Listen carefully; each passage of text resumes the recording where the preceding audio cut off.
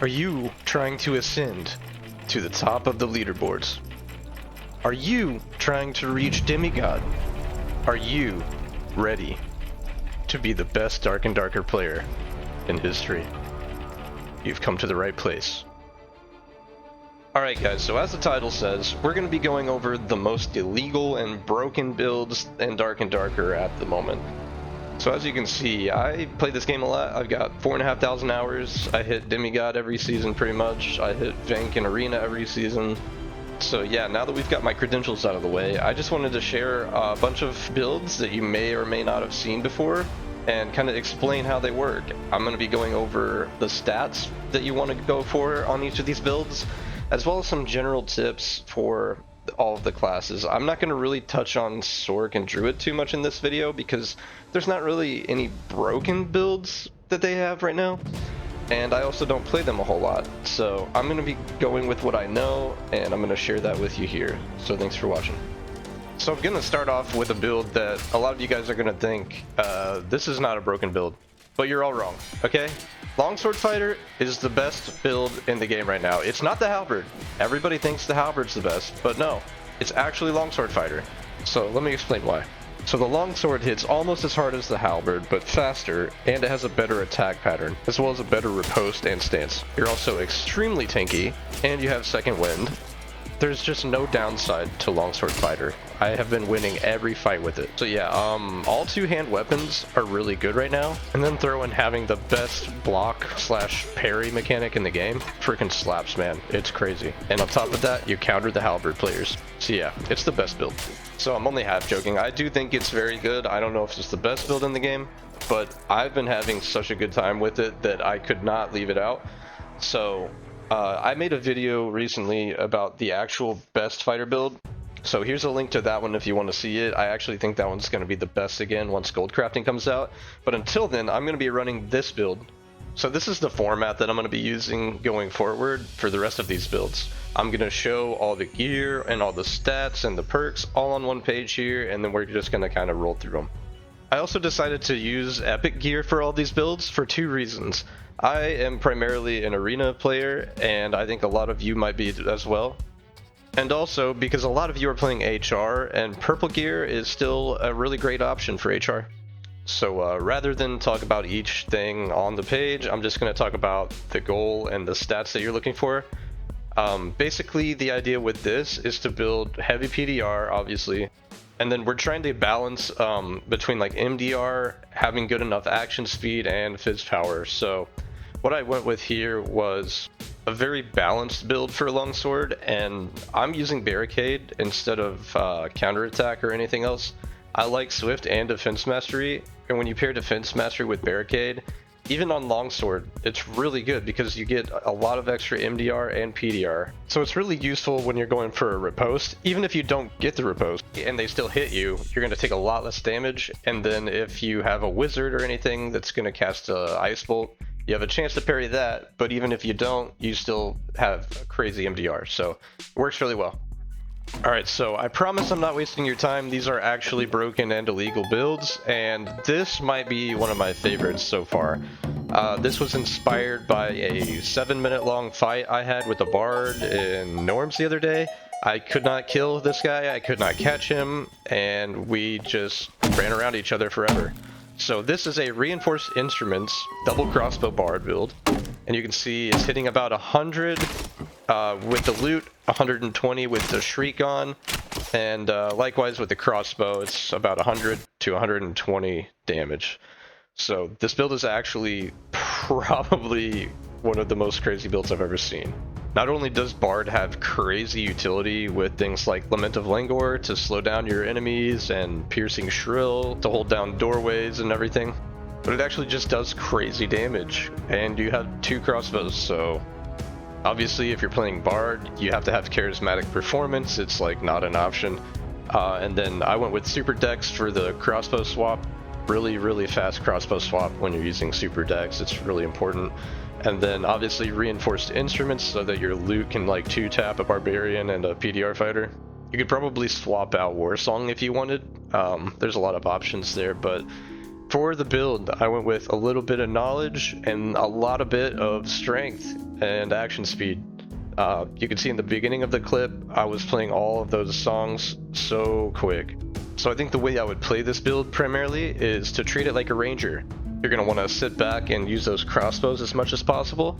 And then as soon as somebody pushes you, you hit them with the double whammy crossbow, switch to the loot, and finish them off. Easy peasy. Dunzo. Yeah, I don't know what else to say about this one. It's going to be insane. Have fun with it. Hello. Do you enjoy having 217 health, 314 move speed, 26% action speed, and 32% physical power bonus? Then this Barbarian build is for you. Seriously, Barbarian just needs to get a nerf already. It's been way too long. The stats are unbelievable.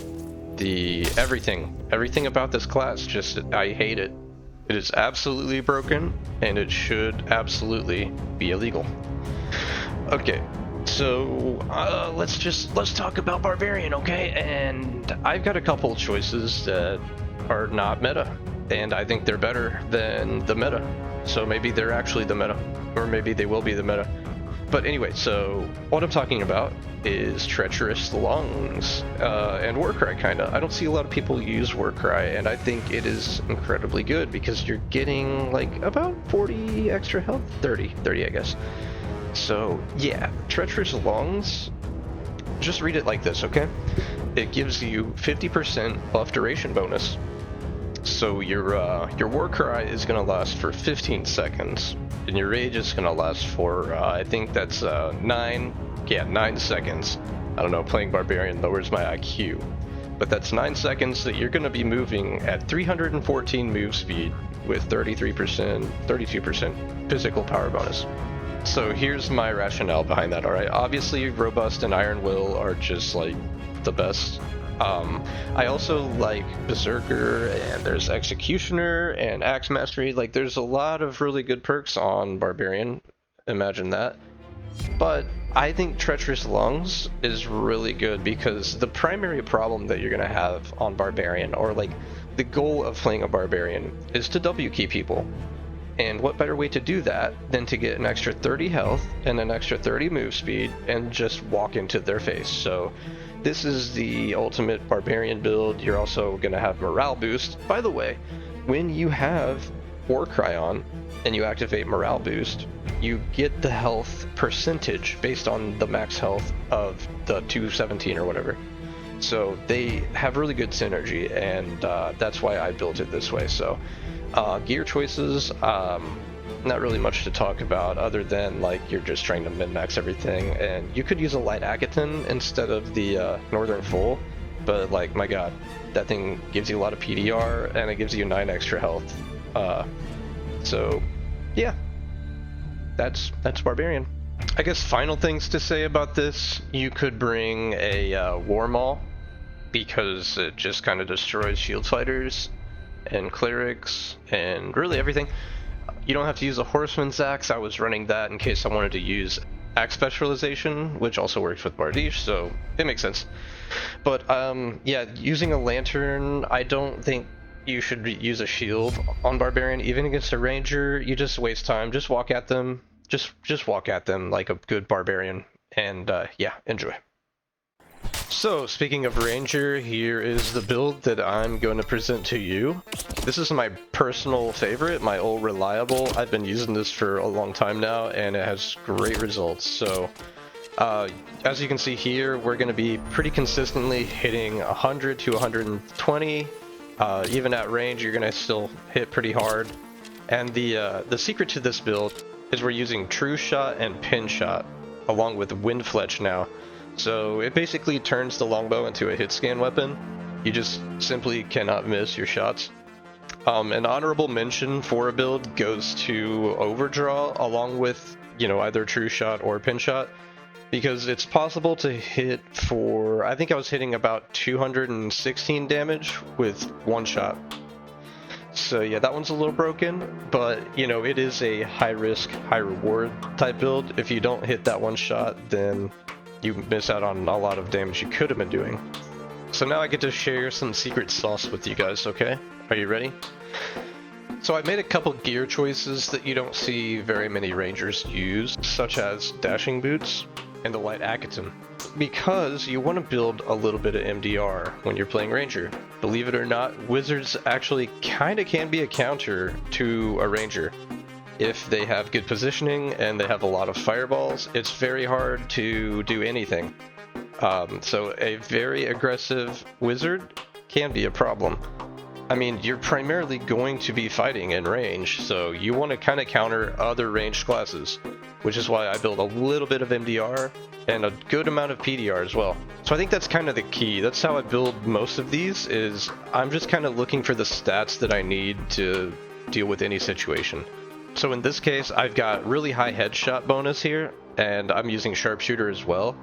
So I do aim for the head. I try to hit those because it puts people down in like 2 shots.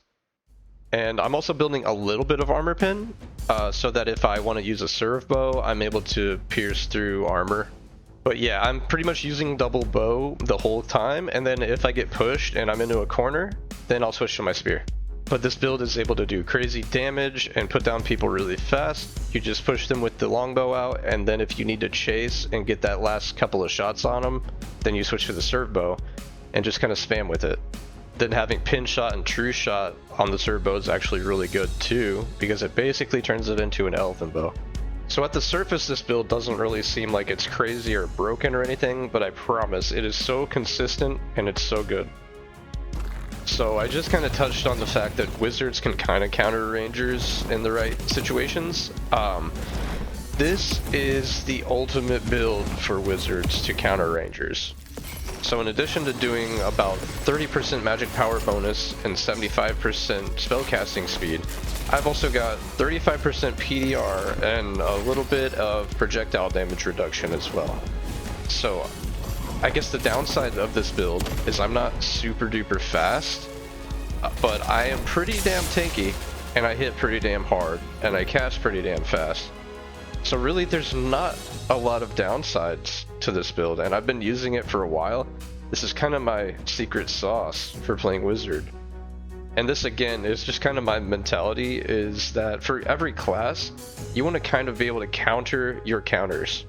So ranger obviously is one of the biggest counters for a wizard, and rogues. So I'm using Tinspell with overload so that I can cast a lot of light orbs and counter the rogues. They're just not even a problem anymore. And then I build a little projectile damage reduction and a lot of PDR so that I don't get 2-tapped by the rangers. I just eat their arrows all day long while they're looking at me confused as to how I'm still alive. So a couple other things to mention real quick. I think Tinspell Wizard is non-negotiable with overload. It's just crazy to be able to spam fireballs, to spam explosions, and then you put Fire Mastery on top of that to eliminate like the clerics being OP. I don't see another way to build a wizard at this point. I will never go back to using instacast or anything else. Like, this is wizard in its final form for me. I'm also a firm believer in using the Mana Sphere or Crystal Ball. It just does a lot more damage than the book does, even though you're a little slower. Obviously that's up to you, but here again, just important to remember that the magic staff has 15% magic penetration. So if you build a little magic pin for the barbarians and such, like, you'll actually be able to do damage to them. So you could have a swap kit where you build about, like, I don't know, 10 to 20% magic pin. Like, it's kind of heavy to ask to get that much magic pin, but yeah, that's your only option really when you're trying to deal with the barb. So to quickly summarize, this one hits the sweet spot. You're a little bit slower, but you're tanky, you still cast really quickly, and you still do pretty good damage. Alright, next up we've got Cleric, and I love Cleric. I've played so much Cleric, it's always fun, and it's one of the best classes in the game. It's so strong in every single way. You've got great heals. I'm doing 38 healing with a lesser on this build, and my sinks are still pretty good. I'm not building full magic healer, because I like to play hybrid, where I can go in and just destroy front lines, eat them for breakfast. So this build, I've kind of fine-tuned this one. I think out of every class in the game, I've probably won more 3v1s on a Cleric than anything else. I mean, the potential to just reset, to heal yourself really quickly, and then get back in there and still do crazy damage while still being crazy tanky, it's honestly just so unbelievably broken. And I've been kind of saying that magic healing needs to get nerfed a little bit. I still think it needs to, but I digress. So I'm going to talk about this build. I think one of the downsides that you'll face on Cleric is that you're often just so unbelievably slow. So the goal with this one, I want to be able to cast my spells really quickly. I want to be able to do decent damage with my Holy Strikes and Locust Swarms. I want to be able to 1v1 a Barbarian or a Fighter in melee and hold my own. And I want to be able to heal pretty good. And so yeah, this is the outcome. It's balanced in all of those areas, and I also am decently fast. I mean, right now I think fighters with Swift are probably about the same move speed as me.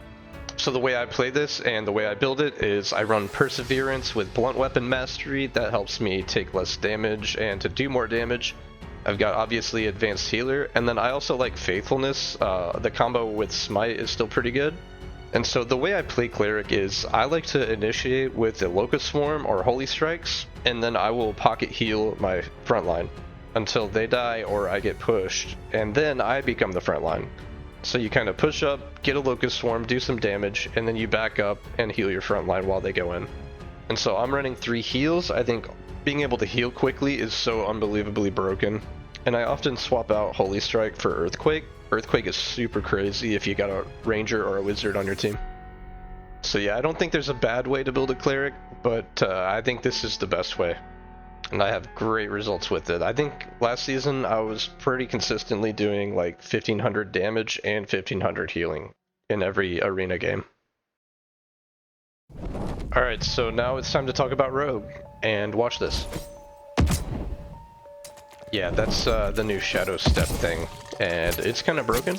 I think, especially in Arena, this one is going to be just absolutely busted. Now, there's a couple things to note here. You'll see that I've got Lethal Mark on, and I think that one's bugged right now. I think it only will apply one time to, like, an enemy. Meaning, if you hit an enemy with it, it'll activate, and it works, but then you can't reapply it. So hopefully that gets fixed. I'm not even sure if it is a thing, but somebody posted about it. So with that caveat, the build and all of the gear and everything I think will stay the same. It's just a matter of a couple of these perks. And I also want to talk really quick about Sneak Attack, because that one's really good too. So you have 2 options here. This build is trying to close the gap on somebody. You know, like if you've got a wizard and he's got light orbs, you're not really going to get to him. I mean, he's just going to stay across the map and you're just going to die. So this build is kind of focused around the rangers and the wizards and being able to close the gap and get in there.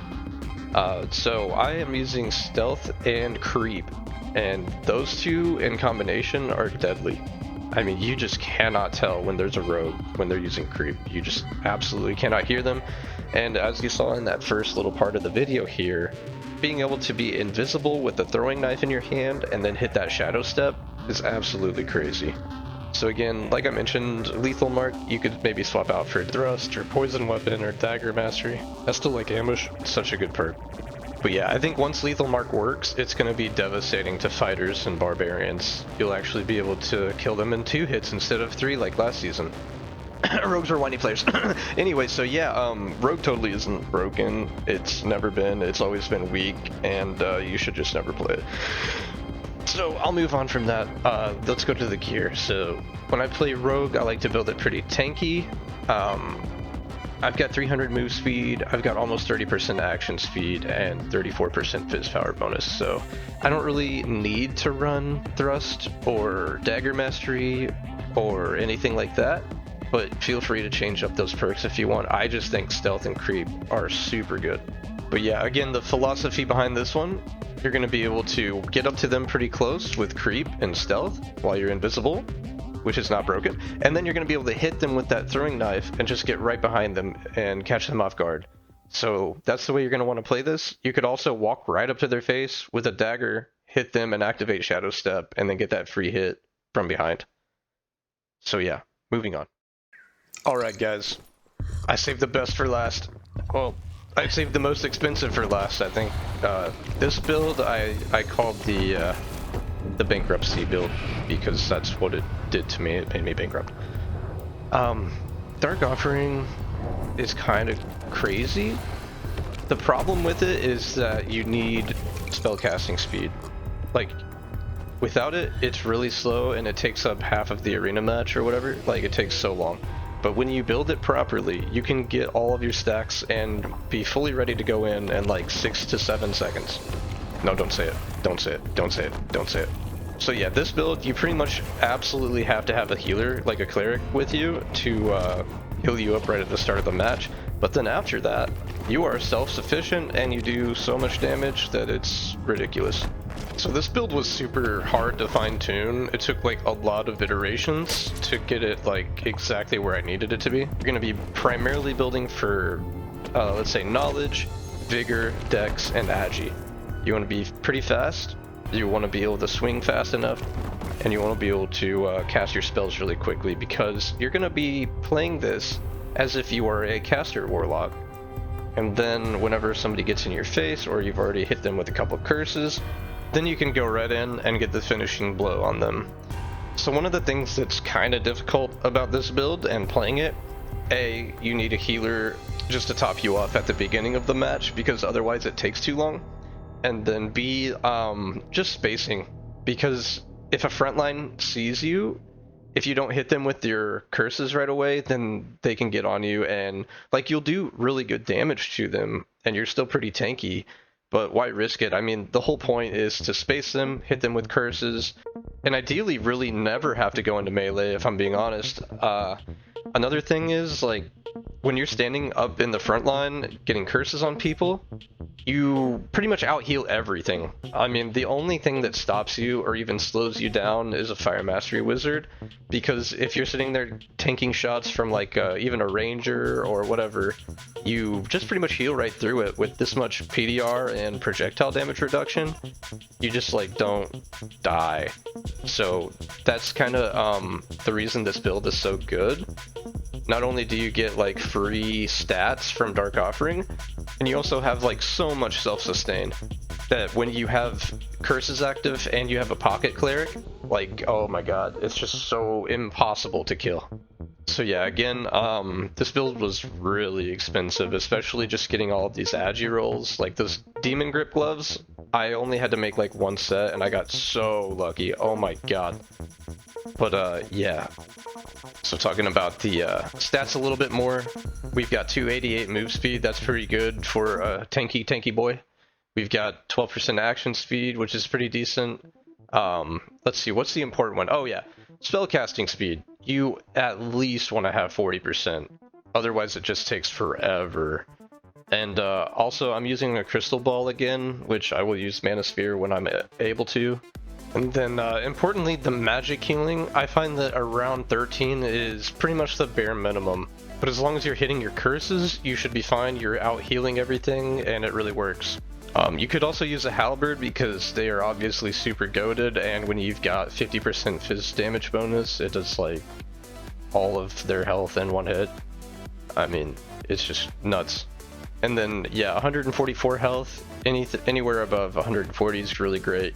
And about 47% PDR. And then if you wanted to be crazy, you could, instead of just using Dark Reflection and Anti-Magic, you could put on Vampirism so that you heal a little bit more. But I think it's kind of right in the sweet spot, and I think Dark Reflection is incredibly useful. Obviously Anti-Magic is. So I think these are the best perks to use here. Like your Dark Reflection scales when you get Dark Offering magic power bonus, so it just does so much damage. So now that we're at the end of the video and I've been talking about all the broken and busted builds, it just makes me realize like a lot of the classes have these broken builds. So the game is really in a good spot right now. I think they just need to add a little bit more health, but it's all going in the right direction. But yeah guys, that's the build. That was the last one. I hope you guys have enjoyed this. Maybe it's giving you some more ideas about how to build some of these classes, because there's a lot of build variety right now. But just kind of thinking about the stats and like knowing what thresholds you need to hit for them is really important. So yeah, thanks again for watching, guys. See ya.